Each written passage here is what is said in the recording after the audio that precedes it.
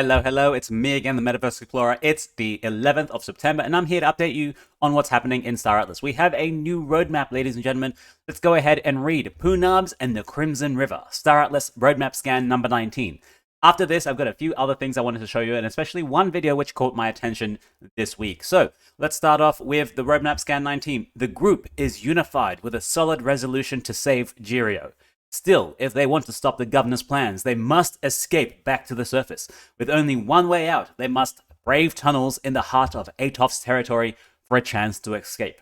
Now, in these images, we're actually starting to, in these roadmap scans, we're actually starting to get images which are reflections of the text that we have. I'm not actually sure who creates these images. I honestly think it's a AI generation machine or an AI generation, some kind of program, because we have seen how easy it is for people to input text and to create some kind of images out from them. I think the latest one was DALL-E 2, and then there's another one, I forget. It's getting really popular nowadays. So, like, we have this little image that's been created, right? And this is Atof. This is a representation of Atof, which is the monster, right, that people are following in these stories.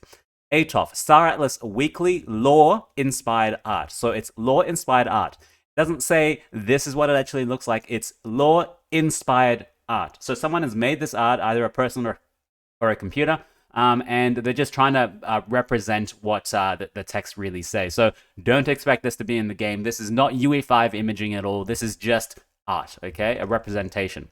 Let's read. Let's keep going. I'm going to keep zooming in and out here. In the end, Atof was a victim, a mortally dangerous victim of something beyond its understanding. It was never supposed to gain conscience, and this development, due to whatever will of the gods, brought it great grief and despair.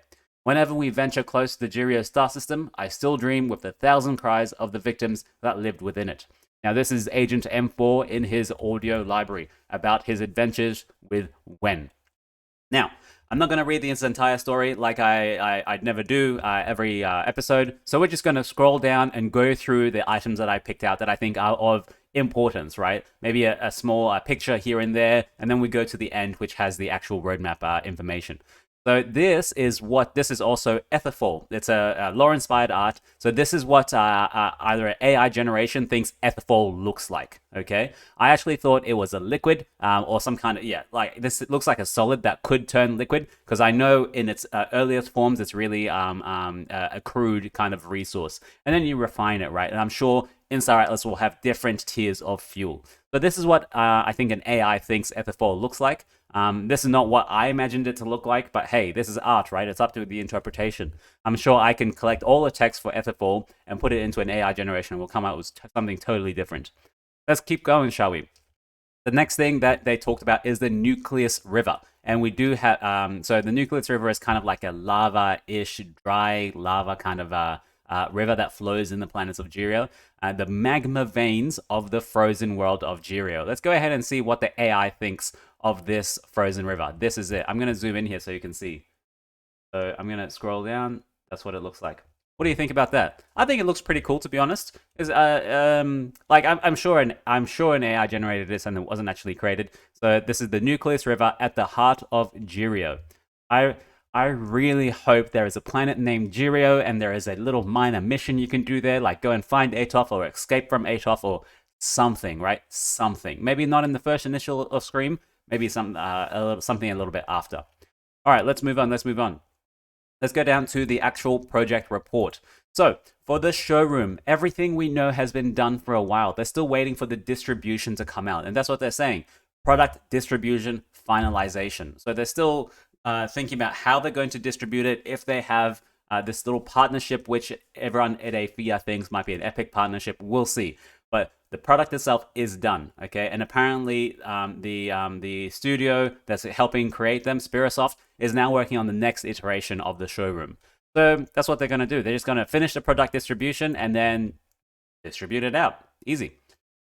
Well, it's not as easy as I say. Now, in Scream V1, like, I noticed nothing different in this actual update, right? There was only like a few small things that I think might be different from last week's, but it seems like really just a copy and paste of last week's updates. One thing I did notice in Scream was they're starting crafting at the star base and fleet configuration. So We all know that you'll be able to collect your resources, then you have to go to the starbase to craft, and you'll need your crew members to go and craft whatever you need, right? You'll be able to turn all your raw resources into refined resources, into materials, and then maybe you can make something from those materials, right? So they're saying they're starting the crafting process, what it's going to look like. And yeah, they're just starting it, and also fleet configuration. I did see something about in the next thing they're going to add in fleet management, which is fleet formation, disbanding your fleet, unselecting one fleet and forming a new fleet, or is there an Atlas cost to form a new fleet? Do you have to register your new fleet?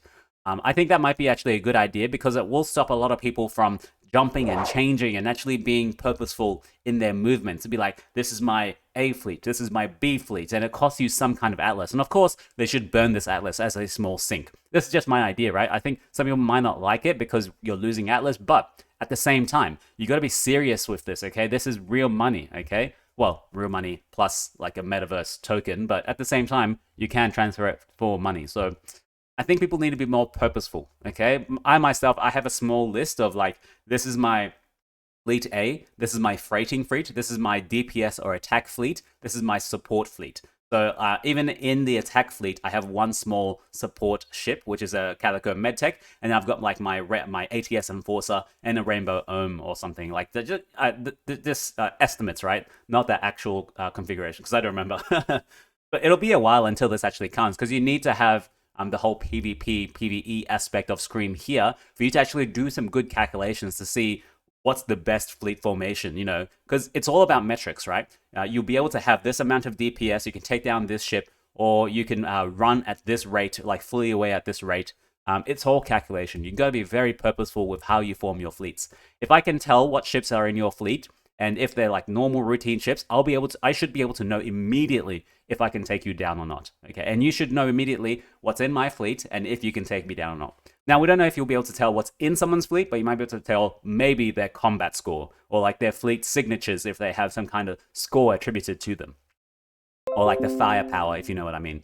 Let's talk about the Star Atlas DAO. Requirements for proposals in progress. So of course, you don't want anyone to just spam proposals and spam. There has to be some kind of cost associated to it. Some kind of proof of work cost or proof of stake cost. You have to stake an amount of either polis, we hope, that so that you can make a proposal and hopefully vote on it as well. So Atlas locking, UX and UI improvements. I actually thought that it would look exactly the same as the Polis DAO, the way it looks. And you guys have seen this before, right? Should I get it up? Nah, it's okay. Let's keep going.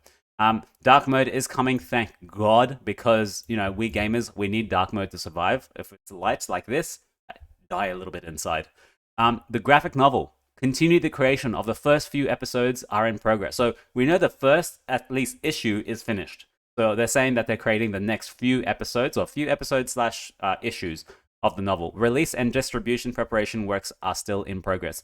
Not sure if they'll distribute it the same way they want to distribute the Showroom, but I'm sure they'll do some kind of small 4-6 announcement, some little campaign to say, this is our magazine. How are you going to get it? That's what I'm worried about. I'm really, really, really hoping it's in the Showroom. You have to explore the Showroom or be able to do a flight module or something, go and defeat Atof, whatever. Some kind of achievement in the Showroom for you to get the NFT of the magazine. That's what I'm really hoping. There has to be some kind of like process for you to go and get it. If it's just a magazine that's published online, meh. Like, I think that's a missed opportunity in my opinion. So what about the website? Star Atlas DAO. This I wanted to really show you. So they're replacing MPC Wallet with Star Atlas DAO. In the marketplace, I want you to be super, super careful. Let's go ahead and actually have a look. Let's say you want to go and buy any item. Let's say food, right? I can't, it's not even loading the food at the moment. There are lots of people who are trying to scam you. I want you to be so careful. So the price, people will put the highest price. You see 10,000 food for 694,000 Atlas. That is extremely overpriced. I wonder if you can see that. I'm going to zoom in there. Yeah, you can see that, right? That is an enormous amount of money. And sometimes even if you put the price, if you filter by price, someone else will put something there. And like we had one guy who actually named his wallet, who managed to get his wallet NPC. And we know that Star Atlas did have the NPC wallet. So now what they're doing is they're actually just going to say, It's in orange now. You see it's in orange, which is right there. And it literally says Star Atlas DAO. So you're buying your resources from the DAO. Make sure if you buy resources, it is only from the Star Atlas DAO. The alternative is to filter by quantity because no one is going to have more of the item than the Star Atlas DAO themselves. So filter by quantity and make sure it says Star Atlas DAO. Otherwise, you will be overpaying, okay? No one's going to sell their resources at a lower price than what they bought it at. So just make sure you buy from the Star Atlas DAO. That's it. That's all I'm going to say. Next thing, I didn't know that Coinbase wallets could not buy or sell ships on the marketplace. This was a huge issue. Wallets are how you experience the game, or how your gateway to experience the game. So you got to make sure they can actually, go in, buy a ship, stake it, experience it without any issues. So hopefully they're fixing this at the moment. And then the royalty fees. There's still talk in the foundation room about the royalty fees. My God, let it go, guys. Royalty fees are going to be there. That's it. Continue to implement the logic for marketplace fee reductions. Now remember, I've done a video on marketplace fees. I'm sure you can check it out. The testing of it is in progress. The upcoming activities, they're going to do a final fee display. So I'm sure that when you go and buy from the secondary market like this, when you go, I won't connect now, but there's a small window that comes up that has your total amount, and then it'll probably say including fee or excluding fee, okay? So I'm sure they'll put it like right at the bottom somewhere, which is what they're saying, but the final fee display, or like you are being charged this amount for this purchase. Sorry, it's not a fee on the sellers, on the buyer, sorry, it's a fee on the sellers. So whenever someone puts something up, like a resource onto there, and they'll say, oh, Pepe, hey guys, just a little break, make sure you like and subscribe. Pepe is dancing in the bear market for you right now, and he's super sad, he needs to like and subscribe. Thank you. He's gone. All right. Let's move on, shall we? What I wanted to show you left over was just a small message that Aephian keep tabs on in the foundation room. I myself am not in the foundation room, unfortunately. I haven't gotten to Discord Nitro. I think I should have not bought one ship and used that funds to do Discord Nitro. I am in the foundation room chat though. So one guy from Aephian did ask something. Any chance a prototype version of Scream will be able to play tested on DevNet or with some kind of dummy assets by community members before proper launch with live earnings? I'd love to do this myself because, as you know, I'm a Star Atlas content creator. It might be really good to get an opinion and maybe even make a video on it if possible. So Chipto, one of the devs over at Star Atlas, he's like, we have been discussing closed and open DevNet testing for Scream internally. So open and closed, okay? So both open and closed. Can't confirm details on when, how many people, how to get access yet. So at least they're thinking about it. So it is a possibility we might be able to get in, experience Scream either on DevNet or some kind of X4 asset or something small for us to experience it. And then they'll make version 2 or small iterations, or the onboarding process. They might finally tune some stuff because Star Atlas is big on having a great experience overall. So I think that's interesting. I really hope they do it. I know you guys watch these videos as well, so I hope you do it yourself. One last thing I wanted to cover was MORONGO. I don't know what DAC they're from, but they made a really great video. I think it's really worth some props, and even even Wagner himself got tagged and liked it as well. So it's covering all the ships in Star Atlas. Now, probably a bit premature because we don't have all the ships in Star Atlas. We don't have all their descriptions, but I think it's pretty cool. Let's have a small listen to the ships in Star Atlas video that they did, because I'll be jumping, okay? But you feel free and go and watch this yourself. It's only got 500 views at the moment, so let's watch it. No pilot's license required to explore distant exoplanets on a whim with the best, fully unobstructed view Piers can offer. Comes standard with a bit of cargo space for those extra long trips through the vast, open range of outer space. So they go through, it's 30 minutes. They go through all the small ships first, then they go through the medium ships, and then they go through even the large ships. Capital size Mega Turret and her little sisters will tear through practically any threat. Built for the driven bounty hunter, the Mamba has everything you need and nothing you don't. 38 meters of pure, lean bounty hunting machine to aid you in the... It's good, honestly. I think it's actually pretty nice.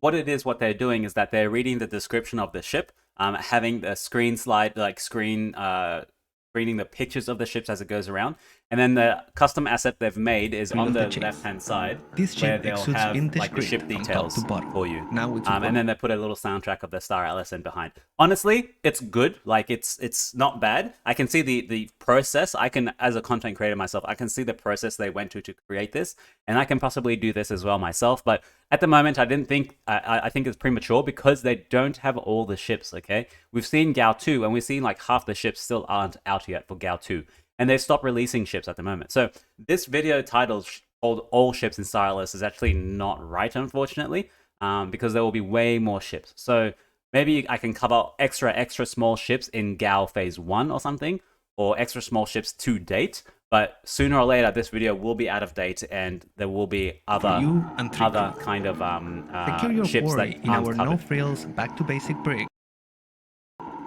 On top of being an arsenal powerhouse, the interior provides a very comfortable and equally luxurious accommodations. The captain of a ship of this magnitude can utilize the weaponry to establish a very safe escort environment, while enjoying the lush amenities for long-distance space travel, with a huge boost to peace of mind. I would say that they use the same song for the next like 20 minutes, which gets a little bit annoying, to be honest. I love the song, but it just stops and starts at the same time, and it's not Capital ships. what am I saying? You guys, good job on this. I'm not going to complain. Thank you for creating Star Atlas content. And I'm going to shut up because I didn't make this. You guys made it. Well done. I'm going to leave it here. Ladies and gentlemen, this has been MetaVerse Explorer. I'm going to leave you out with some dancing of Star Atlas because it sounds nice and I love the song. Of the best. See, it stops just when you're getting into it. Bombarella is a Alright, that's it, guys. Thank you very much for watching. As always, I'll keep you updated on Star Atlas. Make sure you like and subscribe for me, and join Aephian if you're interested in a Star Atlas deck. Ciao for now.